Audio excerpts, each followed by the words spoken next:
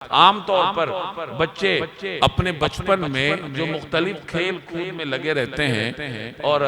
لڑکپن میں جا کر پھر بعض لڑکے ماحول سے متاثر ہو کر فضول کاموں کا ارتکاب کرتے ہیں۔ نبی کریم صلی اللہ علیہ وسلم کو اپنے لڑکپن میں اللہ تبارک و تعالی نے ایسے تمام کاموں سے محفوظ رکھا تھا۔ اس زمانے میں مکہ میں یہ رواج تھا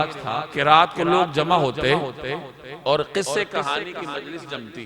کوئی قصہ گو ہوتا وہ قصہ سنایا کرتا اور لوگ اس کو شوق سے سنا کرتے تھے۔ اسی طریقے سے اہل مکہ کی شادی کی مجلسیں ہوتی تھی، اس میں لہو لعب اور فضول قسم کی رسمیں فضول کام سر انجام دیے جاتے تھے۔ تو آپ صلی اللہ علیہ وسلم نے اپنے پورے لڑکپن میں اور جوانی میں ایسے کسی مجلس میں شرکت نہیں کی۔ خود فرماتے ہیں کہ 2 مرتبہ ایسا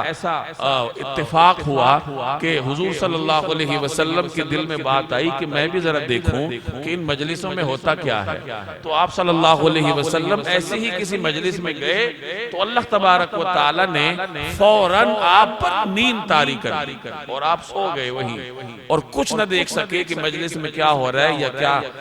کوئی چیز آپ نے سنی ہو، ایسی کوئی چیز نہیں ہوئی۔ نہ اللہ تعالی نے آپ کی مبارک آنکھوں کو کوئی فضول چیز دکھائی اور نہیں آپ کے مبارک کانوں میں کوئی فضول آواز جانے دی، بلکہ فوری طور پر آپ پر نیند طاری کی اور جاگ اس وقت آپ کو آئی جب مجلس ختم ہو چکی تھی اور لوگ جا چکے تھے۔ تو ایسا 2 مرتبہ ہوا، لیکن ان 2 مرتبہ میں بھی اللہ نے آپ کی حفاظت فرمائی